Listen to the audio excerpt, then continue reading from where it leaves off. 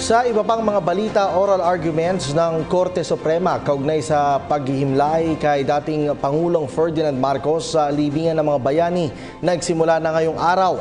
Ang update alamin natin mula sa aming kasamang si Ria Fernandez mula naman sa Korte Suprema. Live.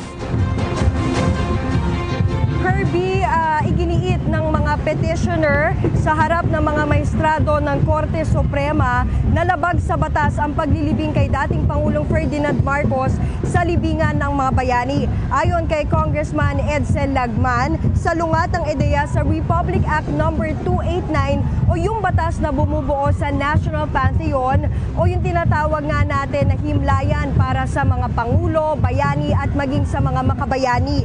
Anya, hindi maaring kilalaning sundalo o presidente si Marcos dahil napatalsik ito sa kanyang pwesto. Sabi pa ni Lagman, maraming kasalanan sa Pilipino si Marcos tulad ng paglabag sa karapatang pantao, pagnakaw sa kaban ng bayan at pagpeke sa kanyang mga medalya.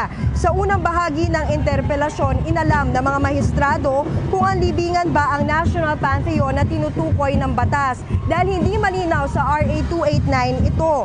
Pero ang klaro raw ay mayroong tinatawag na Public Memorial Cemetery noon na pinalitan ni dating Pangulong Ramon Magsaysay bilang libingan ng mga bayani na kilala na natin ngayon. Sa tingin ni Justice Teresita De Castro, ang libingan ng isang war memorial o ang libingan ng mga bayani ng isang war memorial ay hindi limitado sa mga bayani dahil kahit mga asawa ng mga sundalo o mga namatay na asawa ng mga sundalo ay nakalibing dito. Wala ring daw lupon sa pamahalaan na nagsasabi o naglalahad kung sino yung mga maaaring kilalanin bilang bayani. Ang halimbawa o ayon naman kay Associate Justice Antonio Carpio, malinaw sa guidelines ng AFP na hindi maaaring mailibing sa libingan ng mga bayani yung mga natanggal sa serbisyo. Ang halimbawa umano nito ay ang pagpapatalsik kay Marcos noong People Power taong 1986.